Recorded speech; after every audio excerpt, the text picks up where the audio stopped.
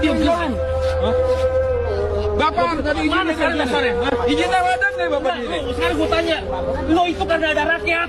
Ini buat kepentingan rakyat ini tahu. Mana rakyat yang mana? Rakyat permasalahan.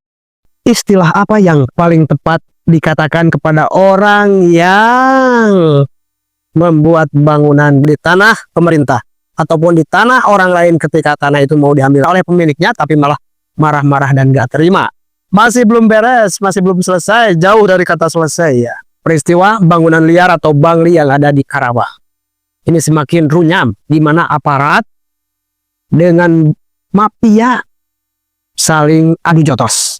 Bahkan Iwan Pitung yang dulu itu bersih tegang dengan Kang Deddy Mulyadi, kini Iwan Pitung bersih tegang lagi dengan Satpol PP Provinsi Jawa Barat. Coba kita lihat dulu ya.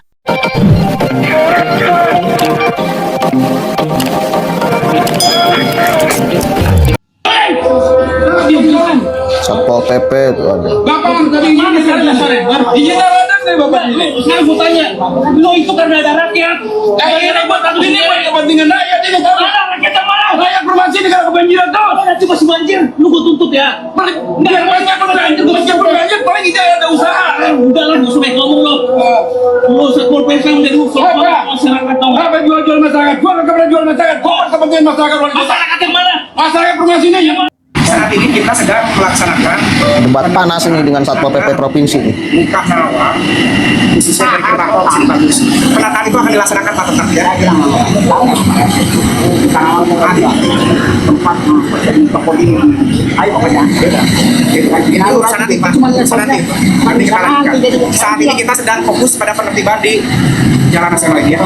Kemarin abang bilang asal masalah tertib paten, sekarang abang berorang. Tidak ada Pak. Sekarang sudah jelas arahan. Ya. Saya Samina Wata Tapi ini Pak, kita harus ingat Pak, kita punya agama, punya ini.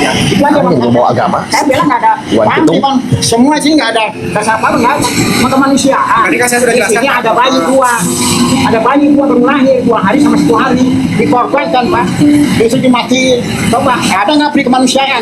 Ada nggak seorang pemimpin yang begitu? Kita harus bagaimana? Mau dibawa kemana bangsa ini, negara ini?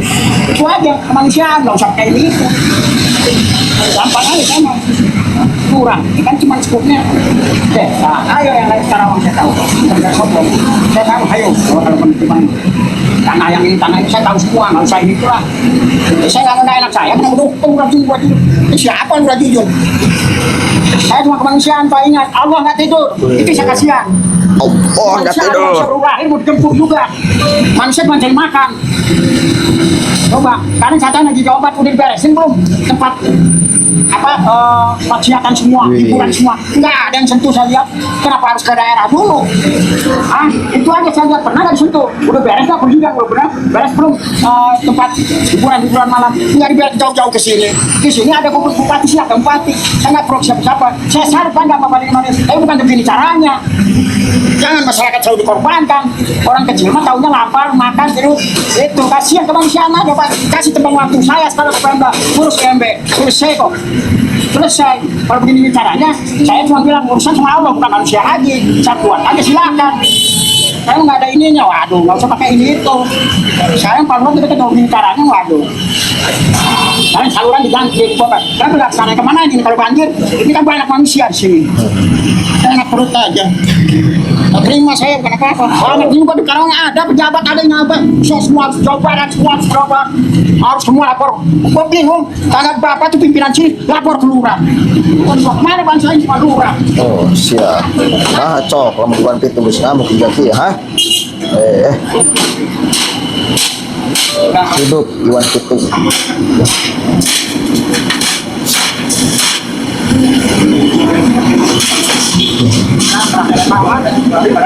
Angger we dibongkarnya. Saya minta kebijakan aja Pak manusia. Di sini ada 2 mayat, 2 bayi baru lahir, korban Pak. Saya bilang aja Pak. Sekarang saya tanya Bapak, saluran ini untuk apa? intinya saya jelaskan dulu. Jelaskan Bapak, kita kan bukan Tadi yang memperlihatkan saya ya. Sedangkan tadi Bapak bilang saya aja duduk ke Bapak bilang tadi ada IMB atau tidak Pak? Sedangkan Bapak kan tidak bisa menjelaskan. Saya yakin ini tidak ada IMB-nya. Makanya karena tidak ada IMB itu izin mendirikan bangunan. Setiap bangunan yang ada di negara ini harus ada IMB. RW-nya. Ketika tidak ada IRW itu artinya ilegal. Yang izin bangunan kayak apa? Katanya. Izin mendirikan bangunan, Pak. Ya sangat omanya kayak apa? Kalau pengen Sertifikat, Pak. itu kan nggak ada. Izin mendirikan bangunan. Setiap bangunan itu harus Permanen ada. boleh. Setiap bangunan itu harus ada. Itu yang ini seperti itu. Ini kan udah di buku biasa. Saya nggak tahu, Pak. Ada bangunan yang ini, ayo. Berapa orang saja, Pak? Saya hanya ingin melakukan ini saja. Ya, Pak, kalau itu Pak pasti dibongkar KP. Yang tinggal di tempat tanah negara itu pasti dibongkar, Pak. Oh, enggak. Kan dia mah ngejar proyek. Itu. Ah, iya. Yang itu pasti. Karena apa? Itu mah udah dapat. Ini mah bicaranya ke Jawa Barat. Tadi sekarang Bapak lupa. Mau nggak punya SMP KP, Pak? Kan dia mau pegang. Manusia dengan biasa.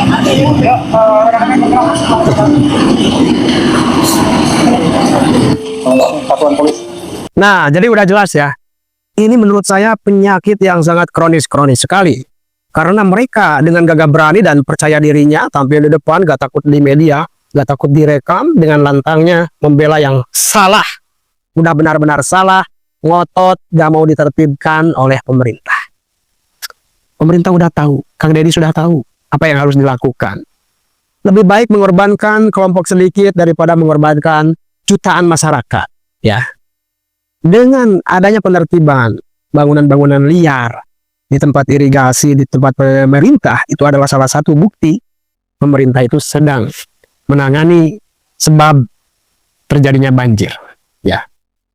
Dari mulai hutan, Kang Deddy Mulyadi sudah mencoba reboisasi, menghijaukan kembali hutan yang sudah ditebang dulu itu di Puncak Bogor. Kemudian bukan hanya itu, bangli-bangli ini juga harus ditertibkan. Karena di atas saluran air, saluran irigasi yang akan menghambat jalannya air nanti ketika ada hujan, ketika ada banjir. Tidak sedikit pun terpikirkan oleh mereka atau mereka pura-pura bodoh, sehingga lebih mementingkan kepentingannya, ya, membangun bangunan, membangun rumah di atas lahan pemerintah, ya, untuk kemudian disewa-sewakan. Kemudian meskipun sudah jatuh tempo, ya, mereka tidak mau itu tanah dikembalikan kepada pemiliknya. Ya. Ini penyakit yang sangat kronis karena terlalu lama dibiarkan oleh pemerintahan sebelumnya.